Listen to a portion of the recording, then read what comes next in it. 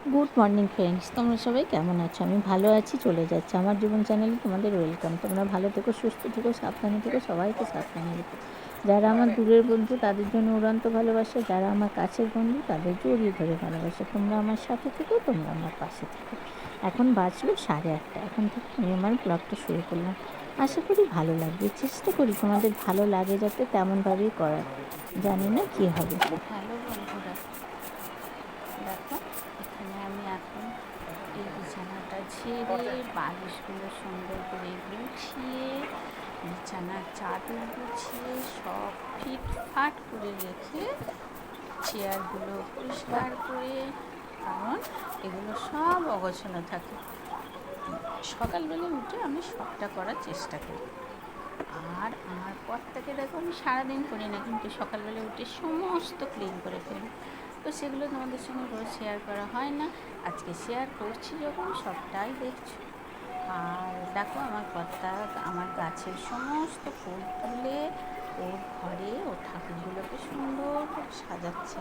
তো এটা তোমাদের সঙ্গে আমার শেয়ার করা হয় না, তাই আজকে শেয়ার করে নিলাম। আর ভালো লাগলো যে আজকে একটা নতুন জিনিস তোমাদের সঙ্গে শেয়ার করি। এবার চলে এলাম এসির ঘরে।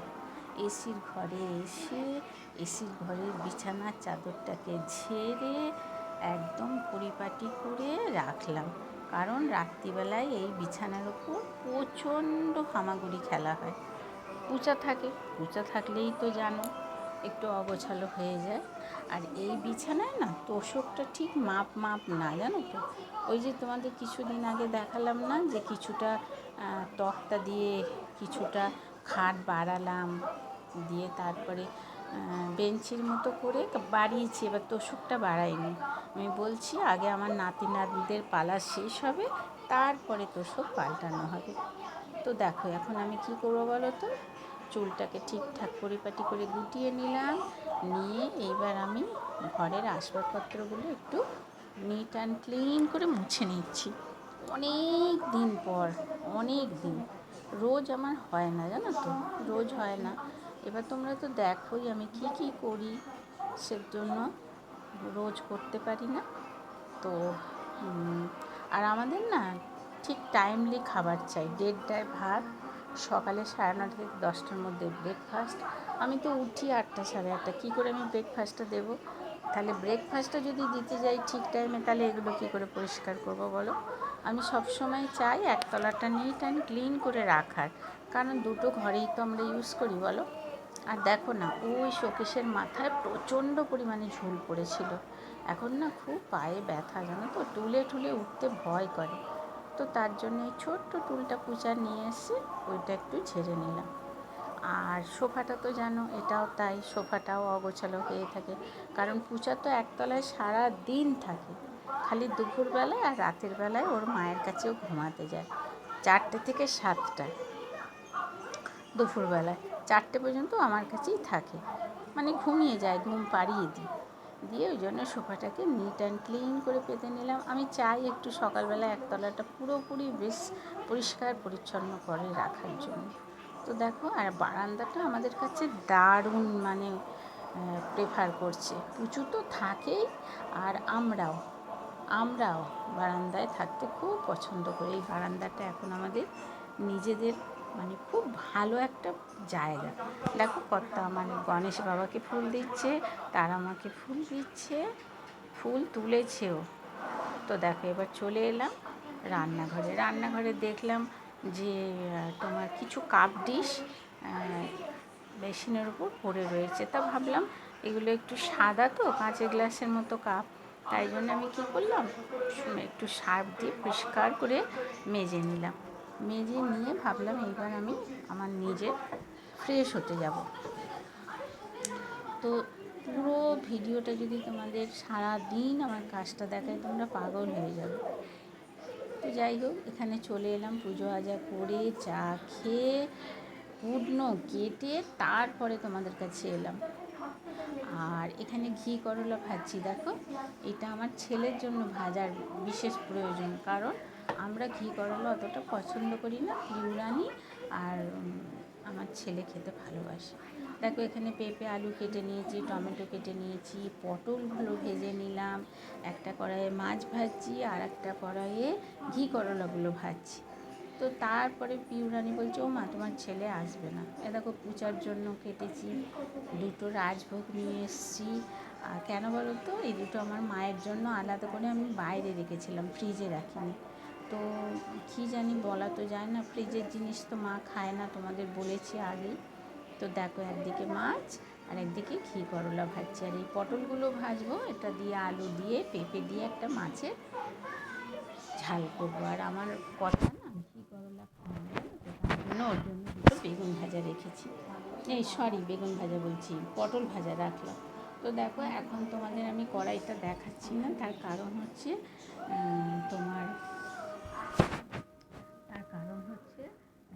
ট্রাইপডে রাখলে তবে তো দেখা যায় বলো, না হলে বালতির ওপর, না হলে নুনের শিশির ওপর। আর কেন আমি রাখি না জানো তো, আমার প্রচণ্ড ভয় করে, কারণ ফোনটা আমার প্রচুর ক্র্যাক হয়ে গেছিলো, সেটাকে আবার হাজব্যান্ড ছাড়িয়ে নিয়ে এলো। মা দেখছি আবার এক জায়গায় ক্র্যাক, লজ্জা লাগে না বলো তো, এরকম রোজ রোজ যদি হতে থাকে। তাই ট্রাইপডে না রেখে জানলায় রেখেছি। তো জানলায় রেখেছি, দেখো না তোমাদের ওগুলো সবজিগুলো ভাজছি আর তোমাদের সঙ্গে অনেক কথা বলেছি, কিন্তু সেগুলো আমি তো তোমাদের সঙ্গে শেয়ার করতে পারছি না, কারণ ওইটা আমি ভয়েস কল দিচ্ছি। আজ আমার মনে হলো পুরো ভিডিওটাই ভয়েস কল দিই। অন্য দিন কী করি বলো তো, অল্প অল্প ভয়েস কল দিই, অল্প অল্প ভিডিও করি, তো ঠিকঠাক আমি সময়টাও করে উঠতে পারি না জানো তো। তো যাই হোক, আজকে আমি পটলগুলো ভেজে নিচ্ছি, তারপরে আলুটাও লাল লাল করে ভেজে নিচ্ছি, তারপরে এবার পটলটা তুলেও নিচ্ছি, দিয়ে তারপরে আলুগুলো আর পেঁপেগুলো একটু ভেজে নেব।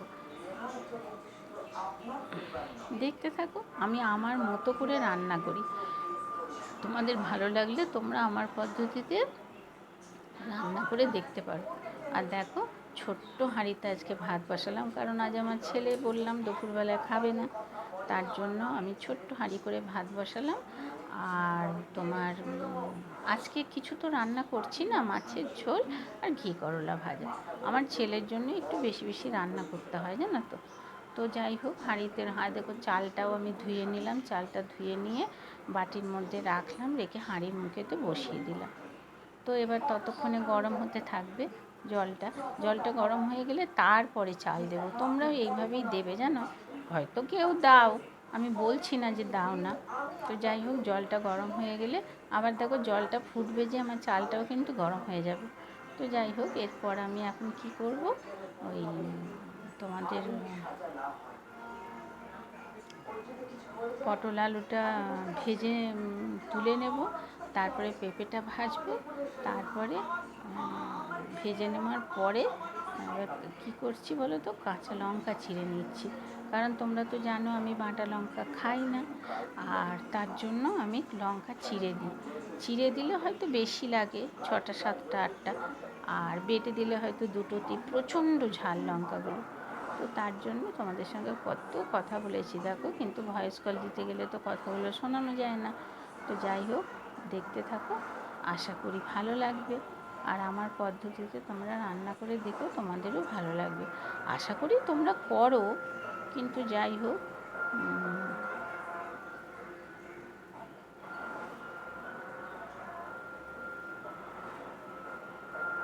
হ্যালো বন্ধুরা,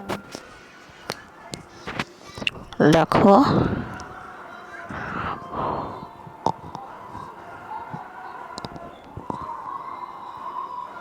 এইবার আমি দেব পেঁপে আর আলু, বললাম এখন আমি পেঁপেটা আর আলুটা দিয়ে দিচ্ছি।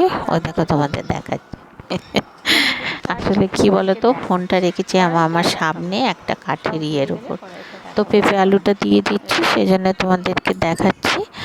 আর পেঁপে আলুটা একটু লাল লাল করে ভেজে নেব, ভেজে নেওয়ার পরে আমি একটু লবণ দেব। আর এই দেখো কাঁকরোল ভেজে নিয়েছি, পটল ভেজে নিয়েছি, সেটা তোমাদের সঙ্গে দেখিয়ে নিলাম। এইবার কী করবো বলো তো, আলুটা আর পেঁপেটা ভেজে নেওয়ার পরে লবণ দেব। লবণ দেওয়ার পরে আমি ওই দেখো দেখিয়ে নিচ্ছি, ওই দেখো কড়াইটা দেখিয়ে নিলাম, দেখছো। পটলগুলো ভেজে নিয়েছি। এবার মশলা দেব, মশলা দেওয়ার পরে পটলগুলো দেব। তো সেটা তোমাদের সঙ্গে দেখিয়ে নিলাম। যাই হোক, এবার লবণ দিলাম। লবণ দেওয়ার পরে হাতে করে ধরে করা যায় বলো? দেখো, এবার দিচ্ছি ধনে। ধনে আমি কিন্তু বাড়িতেই গুঁড়াই, জানো তো। জিরেও আমি বাড়িতে গুঁড়াই, গুঁড়া মশলা বাইরে থেকে কিনে খাই না। যতই হোক আমি নিজে হাতে করছি, সেটার একটা আলাদা টেস্ট। আর সবাই বলে নাকি শিলে মশলা বেটে দিলে তরকারির টেস্ট হয়, এটা কখনোই নয়। আমি আমার নিজের দিয়ে আমি সবটা জানি, কারণ আমার তরকারি পাতির টেস্ট খুব ভালোই হয়। কারণ পিউরানি বলে, মা কি দারুণ হয়েছে ঝোলটা আজকে, জানো মা, খুব ভালো হয়েছে জানো মা। তো যাই হোক, চামচি আছে, চামচিটা তোমাদের দেখালাম। আমি কিন্তু চামচি করে মশলা দিই না, আমি কিন্তু এই লঙ্কাটা লাল লঙ্কা বলেই দিলাম, কারণ এটা কালার হওয়ার লঙ্কা, অতিরিক্ত বেশি খাওয়া তো ভালো না। তো তাই তোমাদের সঙ্গে চামচিটা দেখিয়ে বললাম যে দেখো বন্ধুরা, চামচি আছে কিন্তু আমি চামচি মেপে দিই না। আমার একটা মানে আর কি নলেজ হয়ে গেছে যে এই জিনিসটা দেওয়া যায়। এবার দেখো মশলাগুলো কষাচ্ছি যখন, সেই জন্য আমি পটলগুলোও দিয়ে দিলাম। একটা পেঁপে বেশি হয়েছে, ওটা দিলাম না। এমনি পেঁপে বেশি খেতে ভালো লাগে না, জানো তো। তো ওই জন্যে সবার জন্য একটা করেই পেঁপে দিয়েছি। তো যাই হোক, পেঁপেটা আর একটা টমেটো ছিল, সেটাও রেখে দিয়েছি। এখন না অতিরিক্ত বেশি দিই না, জানো তো, একটু বুঝে সুঝেই দিই। কারণ বুঝতেই তো পারছো, কর্তা আমার এখন রিটায়ারমেন্ট, জানো তো। সেটা বড় কথা নয়, ছেলের এখন সংসার, ভরপুর সংসার। কারণ যতটা আমি বুঝে চালাতে পারি ততটাই ভালো। আর দেখো, আদা আমার পেস্ট করা নেই, তার কারণ হচ্ছে আমার মা এতদিন ছিলেন, এতদিন কুড়িয়ে কুড়িয়েই আদা রান্না হচ্ছিল। তার কারণ মা আমার ফ্রিজের আদা খাবেন না। তো মাকে দিয়ে আসলাম, দিয়ে এসে তারপর থেকে আর আদা আমার পেস্ট করা হয়নি। এবার পেস্ট করব। এখন আমি কুড়িয়ে নিয়েই দিলাম। অনেকে কিন্তু কুড়িয়ে 12 মাসই খায়। তো যাই হোক, জানি না বেশি যায় কি কম যায়, তবে তরকারিটা টেস্ট হয় সেটাই জানি। দেখো, সুন্দর করে একটু কষিয়ে নিচ্ছি, টমেটো দিয়েছি, সব মশলা তো দিয়েই দিলাম দেখলে। আর তোমার কষিয়ে নিচ্ছি। এবার আমি যেহেতু তেলে ভালো করে কষিয়ে নিচ্ছি, তারপরে গরম জল দিচ্ছি, তারপরে তোমার একটু অ্যাডজাস্ট করার জন্য একটু চিনি, 3-4টে দানা চিনি দিলাম। অনেকে চিনি খায়, অনেকে খায় না। তো যাই হোক, চিনিটা দেওয়া ভালো কি মন্দ আমি জানি না, তবে অ্যাডজাস্ট করার জন্য দিই। বড় বড় শেফদের দেখেছি দিতে, জানো তো। তো যাই হোক, অ্যাডজাস্ট করার জন্য দিলাম। আমি আমার অভিজ্ঞতা দিয়ে আমি আমার রান্নাটা করি, জানো তো। কার ভালো লাগবে কার মন্দ লাগবে জানি না, তবে দেখতে পারো, এটা শেখার আছে। তো দেখো, এবার আমি মাছগুলো দিয়ে দিলাম। এখনও কিন্তু জল দিইনি, মাছগুলো দিয়ে দিলাম আর পুচু সোনার মাছটা রেখে দিলাম। এবার জল দিইনি, এবার এখন কষিয়ে নিচ্ছি। মাছটাও মশলার সঙ্গে কষিয়ে নিলাম। এইবার আমি গরম জল দেব। গরম জল দিলে তোমরা তো জানো রান্না তাড়াতাড়ি হয়ে যায়, তরকারির টেস্ট হয়। তোমরা আমার মতো করবে, তোমাদেরও আশা করি ভালো লাগবে, খেতে ভালো লাগবে। তো যাই হোক, এদিকে ভাত বসিয়ে দিয়েছি, দেখতেই পাচ্ছ। আর ওইদিকে তরকারিটা বসিয়ে দিলাম, কড়াইটা সোজা করে বসিয়ে দিলাম, গ্যাসটাকে ফুল করে দিলাম। যেই ফুটে উঠবে, এবার আমি গ্যাসটা ফুল না রেখে কিছুটা কমিয়ে দেব। ও দেখো, চালটা ধুয়ে রেখেছিলাম, চালটাও দিয়ে দিলাম। চাল দিয়ে দিলাম কারণ ভাতের চাল, ভাতের জল গরম হওয়ার পরে চাল দিতে হয়, তার কারণ ভাতটাও কিন্তু সুন্দর হয়। এটা আমি জ্ঞান দিচ্ছি না, এটা আমি আমার দীর্ঘ 40 বছরের অভিজ্ঞতাতে বলছি। তো যার ভালো লাগবে সে নেবে, যার ভালো লাগবে না সে নেবে না। হাঁড়ির উপর আবার জলও বসিয়ে দিলাম, যে ভাতে যদি জল লাগে, জলটা ওই জলটা গরম হবে, ওই জলটাই দেব। এটা কিন্তু আমি আমার অভিজ্ঞতা থেকেই করি, এটা আমি কারোর দেখে শিখেছি এটা কিন্তু না। তো যাই হোক, যার ভালো লাগবে সে নিয়েও বুদ্ধিগুলো। আর একটু ঢাকা দিলাম, আর একটু ফাঁক রাখলাম। আর মোটামুটি আমার রান্না কমপ্লিট। এবার আমি রান্নাঘরে যে যে জায়গায় থাকে তাকে সেই জায়গায় রেখে দেব। ছুরি ছুরির জায়গায়, কাঁচি কাঁচির জায়গায়, তেল তেলের জায়গায়, মশলার ডালা মশলার জায়গায়। এখানটা একদম আমি এক্ষুনি পরিষ্কার করে নেব না, ওই ভাতটা নামানোর পরে, তরকারি নামানোর পরে ওই দেখো চা করেছি, চায়ের ধুয়ে রাখছি। মানে নিট অ্যান্ড ক্লিন করে রাখতে হবে, নাহলেই আমার কর্তা রান্নাঘরে এসে গ্যাজ গ্যাজ গ্যাজ গ্যাজ করবে, জানো তো। তার জন্য আমি সব নিট অ্যান্ড ক্লিন, কারণ উনি তো এক্ষুনি বারণ নিয়ে সব ঘর বাড়ি ঝাঁট দেবেন, এবার সময় হলো আর কি ঝাঁট দেওয়া। সকালবেলায় আমাদের মাসি তো ঝাঁট দিয়ে মুছে দিয়ে চলে যান, তারপরে উনি আবার ঝাঁট দেন। তো দেখো আমি একটু লাল চা আছে আমি খাবো। উনি ছাতু মুড়ি খেয়েছেন বলে উনি চা খান না, জানো তো, দুধ চা। তো ভালোই হলো, আমার চাটা হয়ে গেল। আর ফ্লাস্কটা ধুয়ে একেবারে জায়গা মতো রেখে দিলাম। চাটা, আমি লাল চা খেতে তো তোমরা জানো আমি ভীষণ ভালোবাসি। রাত 9টা 9:30তেও যদি চা থাকে আমি চাটা ফেলি না, আমি খেয়ে নিই। কারণ ছেলের জন্য বিকেলে চা করি, যেদিন ওর খেতে ইচ্ছা হয় খায়, যেদিন খেতে না ইচ্ছা হয় খায় না। আর সেই জন্য আমি চাটা দিয়ে যে দুধ চা করে নেবো সেটাও ভুলে যাই, দিয়ে সেজন্য লাল চাটা আমি নষ্ট না করে লাল চাটা খেয়ে নিই। তবে আমরা চায়ের পরিমাণ খুবই কম খাই, জানো তো, আমরা পরিপূর্ণ করে চা খাই না। তো চলো এবার দেখতে থাকো। এটা হচ্ছে আটা, কারণ রুটি করেই সঙ্গে সঙ্গে তরকারিপাতি করেছি, তো ঠিকঠাক করে রান্নাঘরটা গোছানো হয়নি। তো চলো দেখতে থাকো এখন কেমন লাগছে রান্নাঘরটা। দেখো সব জায়গা মতো পরিষ্কার পরিচ্ছন্ন করে আমি রেখে দিচ্ছি।